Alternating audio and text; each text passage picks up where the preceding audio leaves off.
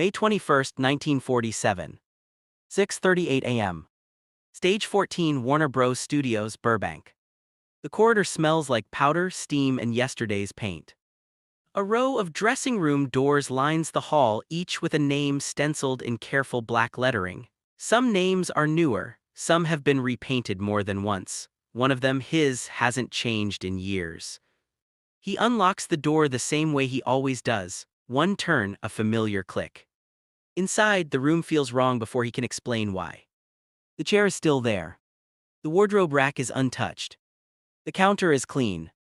But the mirror is gone. Not cracked. Not covered. Gone. In its place, a smaller, generic wall mirror bolted too high, too flat, the kind used in shared prep rooms. No bulbs, no warm light, no depth. Just glass. For a moment he stands in the doorway, hat still on, keys still in his hand. You can almost feel it, that subtle pressure behind the eyes when something intimate disappears without warning. This mirror wasn't decorative. It was ritual. Every morning he stood here while makeup was applied, lines were rehearsed, decisions were made. It was where he became who the studio expected him to be that day. And now it's missing. He doesn't call anyone. That's important. In Hollywood, outrage is currency. He knows better than to spend it prematurely. Instead, he closes the door, sets his hat down, and studies the room like a man noticing his own house has been rearranged while he slept. The chair is slightly farther from the counter. The lights feel harsher. The silence is louder. A knock. A makeup assistant peeks in, cheerful, unaware, or pretending to be. Morning, she says, we'll be using the common prep room today. He nods. Doesn't ask why. Doesn't object. Because the moment you ask why, you accept that something has changed. The common prep room is already busy. 3 other actors sit in a row, shoulders nearly touching. Conversation hums politely. No one looks directly at him for more than a second. This is not disrespect. It's recalibration. The room has rules, shared space, shared time, shared attention. No hierarchy implied. That's the point. As he sits, the mirror reflects him differently. Wider. Flatter. Less forgiving. Under this light, he looks like everyone else. That realization lands quietly, but it lands. Hollywood doesn't usually announce repositioning. It demonstrates it. By changing where you sit. Where you wait. Where you look at yourself. These are not accidents. They are signals too small to argue with and too precise to ignore. Later that morning between takes, he passes his old dressing room. The door is open. Inside, the mirror is still gone. The room looks provisional. As if someone else might use it later. As if it no longer belongs to him. He thinks back. No missed meetings. No box office failure. No conflict with the studio. This isn't punishment.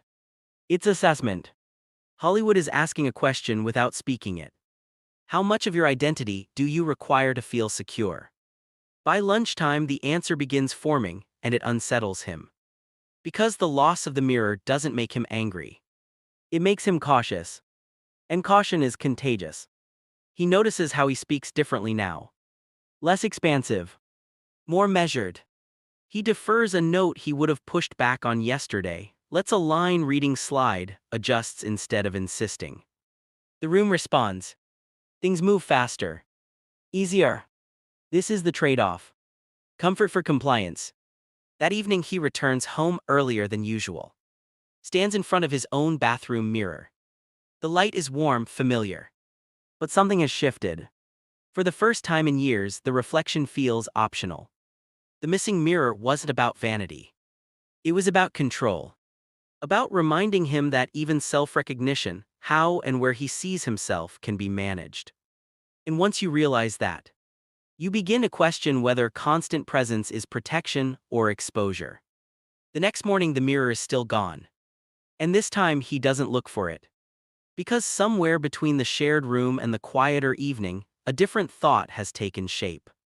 Not fear. Not resentment. But a possibility. What if stepping back just slightly restores something the mirror never could? What if absence creates clarity?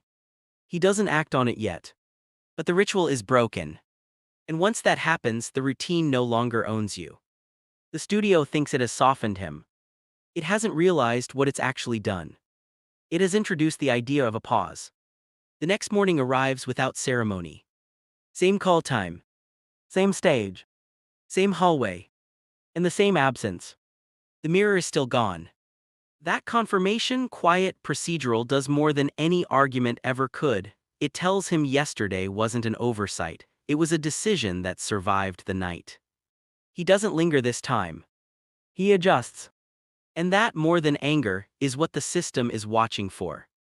In the common prep room, a chair is already waiting. Not his chair. Just a chair. No name, no precedence, no implied patience.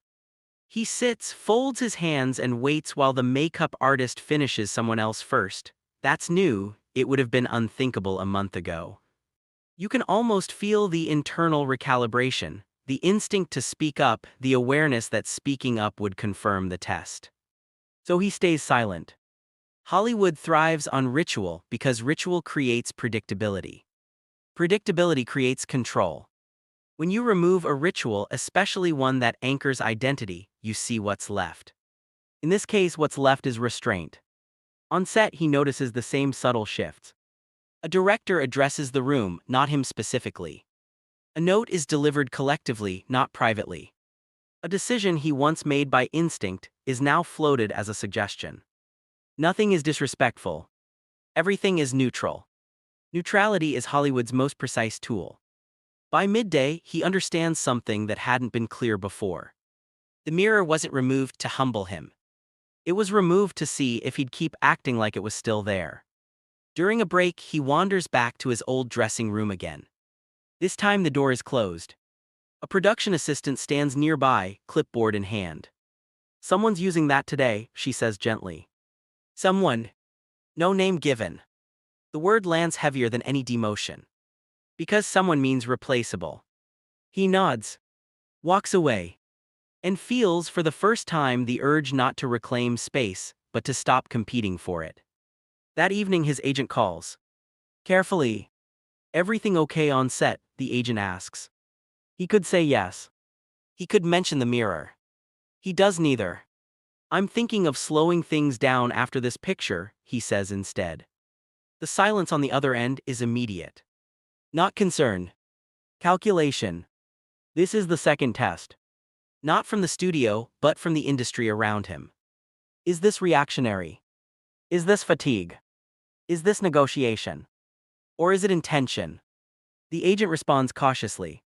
"Let's talk when you're done shooting." Not if. When. The assumption remains. But the certainty is gone. Over the next few days, the routine settles into its new shape. Shared mirror. Shared space. Shared attention. The star adapts outwardly. But internally, something is loosening its grip. He stops rehearsing lines late into the night, stops lingering on set after wrap, stops volunteering notes unless asked. The work gets done. But the urgency evaporates. That's when the studio notices something unexpected. Productivity doesn't drop. It stabilizes. The absence of tension makes the days smoother. Easier. The system likes that. But it doesn't understand it. Hollywood expects either resistance or collapse. What it's seeing instead is something far more dangerous. Independence. One afternoon, a producer asks casually, "You'll be around after this, right?" The question is framed lightly. But the subtext is clear. "Are you still orbiting us?" He answers honestly. "I'm not sure." The producer laughs. Then stops. Because uncertainty, real uncertainty, isn't supposed to come from the person being tested. That night, alone again at home, he doesn't look in the mirror. He pours a drink, sits in the dark, and feels something unfamiliar but steady. Relief. Because for the first time in years, his sense of self isn't being reinforced or diminished by studio light. It's simply his. The mirror is gone. And instead of scrambling to get it back, he's beginning to realize why it mattered so much to them. Because once you stop needing reflection from the system, you can decide how visible you want to be. And that decision, still unspoken, will force Hollywood to choose its next move. By the end of the week, the absence has settled in. Not like a wound, like a cleared room. The mirror doesn't come back, no explanation arrives, no one asks how he's adjusting. The studio has moved on, satisfied that the environment has been corrected. That's what they call it when nothing breaks. The star starts arriving later. Not late enough to be noticed. Just late enough to feel intentional. Call time becomes a suggestion instead of a mandate. He still makes his marks, still hits his lines, still delivers exactly what's needed. But he no longer lingers. The workday ends and so does his presence. On set, people begin to compensate. A director offers reassurance that isn't necessary. A producer asks if everything feels comfortable. A makeup artist apologizes for the lighting. They're responding to something they can't name. The lack of reaction. Hollywood is accustomed to managing egos. It has entire departments for it. But when someone stops responding emotionally to adjustment, when they neither protest nor perform humility, the system loses its calibration. Because calibration requires feedback. One afternoon, during a long reset between takes, he watches another actor rehearse in front of a mirror. The younger man studies his reflection intensely, shifting posture, testing angles, practicing confidence. The star recognizes the behavior immediately. He remembers it. Then he realizes he hasn't done it all week. That's the moment the loss becomes clarity. Without the mirror, he stopped performing being himself. He's simply doing the work. And that separation between identity and output is dangerous for a system that profits from conflating the two. His agent calls again. This time more directly. They're asking what you want next, the agent says. What they want is still on the table. The implication is clear. Visibility equals leverage. He answers slowly. I want space. Another pause. Longer this time. Because space isn't a request, Hollywood knows how to negotiate. Behind the scenes, executives start discussing him differently. Not as difficult. Not as fatting. As unpredictable. And unpredictability is what forces reassessment. The dressing room door loses its name. Not replaced. Removed. The stencil disappears one morning without comment. The room becomes anonymous. Functional. Available. That's the final signal. Not a threat. A conclusion. He notices and feels no urge to reclaim it. Instead, something unexpected happens. He feels lighter walking onto set. No role to protect. No image to reinforce. No reflection waiting to approve or disapprove. This is where the pause becomes internal. Not yet visible to the industry. But real. He turns down a meeting the following week. Then another. Then a script he would have accepted without reading 6 months ago. Not because it's bad. Because it assumes compliance. Hollywood reacts slowly. It always does. Assumptions take time to decay. But the first crack appears when a producer says, we may need to adjust around him. Adjust around him. Not adjust him. The mirror is still gone. But its absence has created something far more unsettling. A person who no longer needs to see himself reflected in the system to know who he is. And that realization forces the next shift. Because once someone stops anchoring identity to access, the system must decide whether to restore the ritual or accept the loss of control. That decision is coming. And it won't be announced. It will be felt. The shift doesn't announce itself. It felt first in tone. A phone call that used to assume his availability now begins with, if you're interested. A meeting request arrives without a follow-up. A script is sent with a note that reads, no rush. No rush. That phrase doesn't exist in Hollywood unless leverage has moved. The studio realizes something before it admits it. The missing mirror didn't shrink him. It removed the handle they used to move him. He finishes the picture professionally, on time, on budget. No drama, no speeches. On the last day of shooting, the crew applauds politely. The director thanks him sincerely. No one mentions what comes next. That silence is different now. It's no longer a test. It's a question. In the weeks that follow, he doesn't rush to replace the routine that vanished. He doesn't book another film immediately. He doesn't announce a hiatus. He doesn't spin the absence. He simply doesn't appear.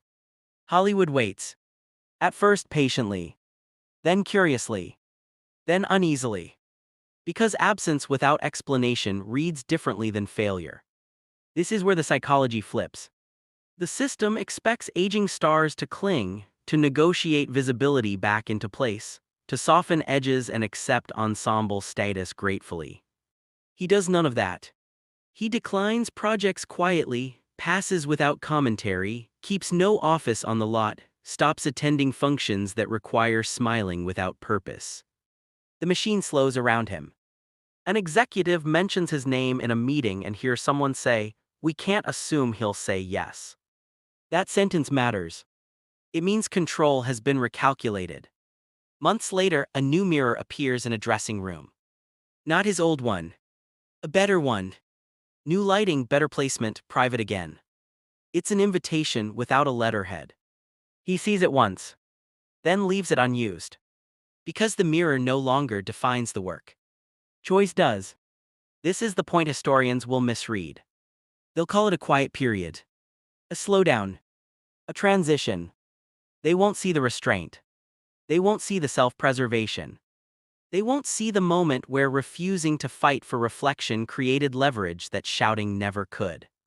Hollywood learns its lesson the only way it ever does. By adapting. Not out of empathy. Out of necessity. Executives become careful with environment, rituals are restored more gently, tests are applied with more hesitation. Because once someone proves they can walk away from identity cues without collapsing, the cues lose their power. The star returns years later. Not often, but intentionally. When he does, the system rearranges itself quietly around him. Not because he demands it. Because it remembers. The mirror was never the point. It was the moment the system revealed how it controlled confidence. And the moment a star learned that stepping out of reflection could return something far more durable. Authority. This is not a story about ego. It's about restraint. About how absence chosen not imposed forces recalibration. About how Hollywood's quiet tests only work on those who still need to pass them. The mirror went missing one morning. Hollywood expected uncertainty. What it got was stillness. And stillness, when it refuses to explain itself, becomes the loudest answer in the room.